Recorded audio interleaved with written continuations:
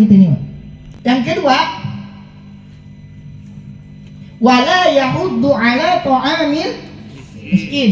Orang yang tak mau memberi makan orang miskin. Kalau dalam tafsir ini nafsahu wala ghairahu. Baik diri dia dan menyuruh orang lain.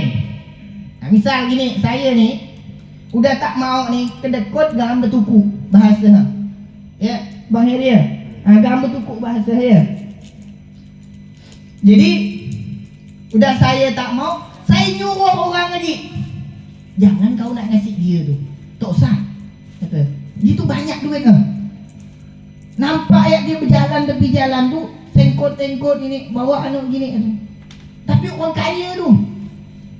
Jadi memang saya fikir pernah dia terpengaruh memang dengan kayak gitu. Kadang-kadang saya suka ngasih biasa. Apa yang ada dalam tas saya 1,000, 2,000 saya kasih. Minta pak katanya. Datang ke toko, kadang kita ni lagi perlu duit. Ke bengkel biasa tu. Ke bengkel duduklah. Datang pula dia minta.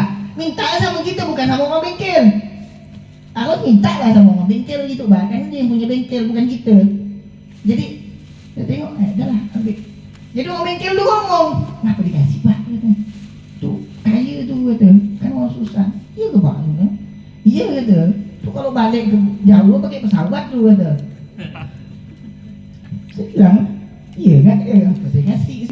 Jadi kayak badut-badut biasa itu memang gitu. Tanya sama beliau nih, macam mana perjalanan beliau sampai bisa jadi manajer kayak begini.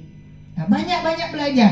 Saya banyak bertanya sama orang-orang yang kaya, Bapak Haji, Pak Haji itu. Saya tanya, Pak Haji dulu macam mana perjalanan antum ni bisa kayak gini? Saya bilang, antum punya mobil 5, antum punya rumah 2.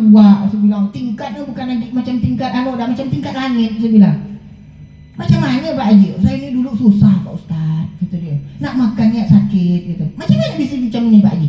Saya dulu banyak-banyak sedekah Pak Ustaz. Itulah dia amalan saya. Saya diajarkan sama guru saya banyak-banyak sedekah. Siapa yang ngasih Allah balas, siapa yang ngasih Allah balas. Alhamdulillah takdir saya macam begini Pak Ustaz, kata dia. Pak Ustaz, takdir saya ni memang miskin, kata dia. Jadi biarpun saya sedekah macam mana banyak pun tetap miskin, kata dia. Bila kayak gitu, tak ada. Takdir itu 2. Ada takdir musayyar, ada mukhayyar. Saya tanya, Kak, di sini ni mayoritas sukunya apa? Melayu ya? Melayu. Ada yang Madura? Banyak juga Madura. Sekarang saya tanya, yang Madura bisa milih ketika di dalam kandungan tu nak jadi suku apa? Bisa milih? Tak bisa kan? Datang malaikat Jibril sama orang, kau nak jadi apa? Nak jadi suku Melayu, suku Bugis, nak jadi Madura? Oh saya sih nak jadi orang Bugis ya ada. Bisa milih kayak gitu? Tak bisa. Nah, itulah namanya takdir yang tak bisa berubah. Sama dengan mati. Hari ini sehat kita, sehat, kerja sana sini, bisa kita pada malaikat. Malaikat datang sama kita nanya, kau nak mati lah hari ini, kita tunggu lah malaikat 5 hari lagi. Tak bisa. Nah begitu. Tapi ada yang bisa berubah, tergantung dengan usahanya kita. Misal kaya miskinnya kita itu tergantung usahanya kita. Sukses tadaknya kita itu tergantung usahanya kita. Ada orang tinggal diam ya di rumah, tak kerja tak apa, mak bapak orang kaya meninggal, mak bapaknya jadi orang kaya dia. Tak ada, habis apa? Betul. Betul ya ini betul. Yang ketiga, yang keberapa? 3. Wala yahuddu ala ta'amil miskin fawaidul lil.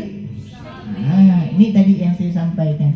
Maka celakalah orang-orang yang sholat.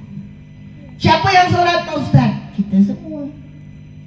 Kita muslim, syahadat, asyhadu an la ilaha illallah.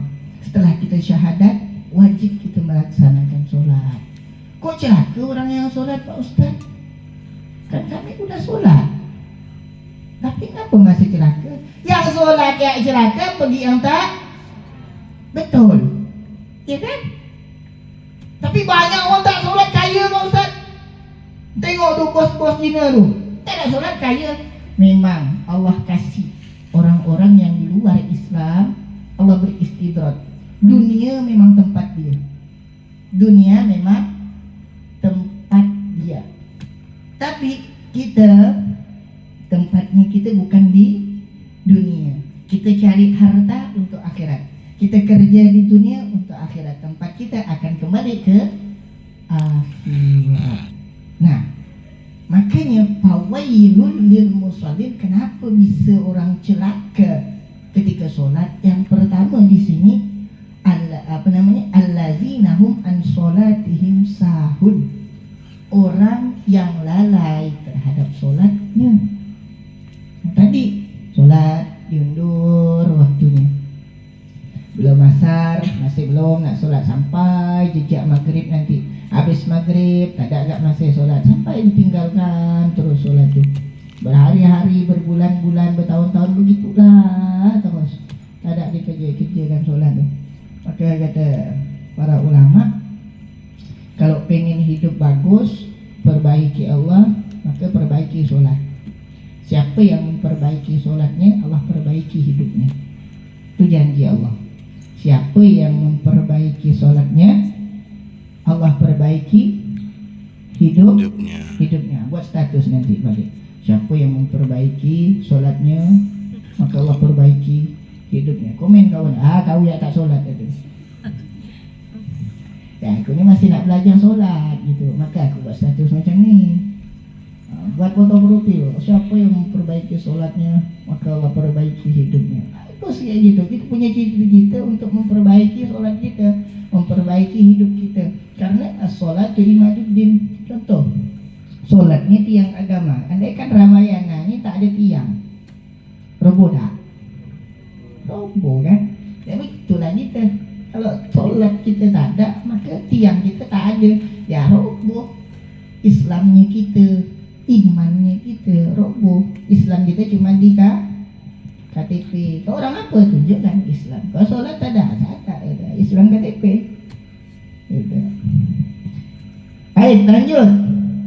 Allazi, yang keempat, allazina hum yuraun, yakni orang-orang yang berbuat riya.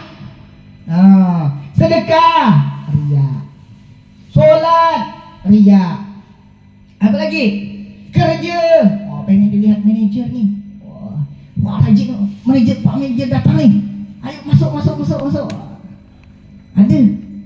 Ada dah sini. Banyak itu Pak manajer. Tapi mudah-mudahan. Kalau cari muka tak masalah. Tapi cari muka setelah itu tetap kayak begitu gitu lah. Nah, biar tetap ya. Berarti bagus nih itu Pak manajer. Boleh naikkan gaji ini. Naikkan berapa? Naikkan 1,000. Allah mah itu salah Pak manajer. Ya begitu. Jadi memang kita tuh terkadang. Tapi kata Rasulullah itu, taraktul amal li ajalin nas riya wal amal li ajalihim syirik. Siapa yang meninggalkan untuk tak berbuat baik, tak beramal baik karena takut disebut riya, maka sungguhnya itulah riya yang sesungguhnya. Kita nak solat, takut dibilang kawan kita riya. Di solat di sini kan, mana di sini? Sekarang mana bisa solat di tangga? Boleh nak solat. Di mana kita nak solat dah?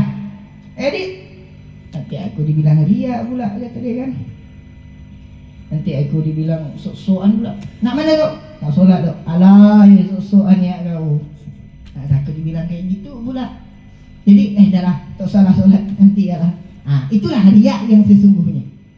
Riya yang sesungguhnya. Wal amal li ajlihim syirik. Siapa yang beramal, yang ngerjakan hal semua tu karena ingin dipuji, itu adalah syirik. Syirik tu terbagi dua, syirik besar, syirik kecil. Syirik besar macam mana Pak Ustaz? Syirik besar tu yang orang datang pergi ke dukun, HP hilang, pergi ke dukun. Pak, kenapa? Tengok kan.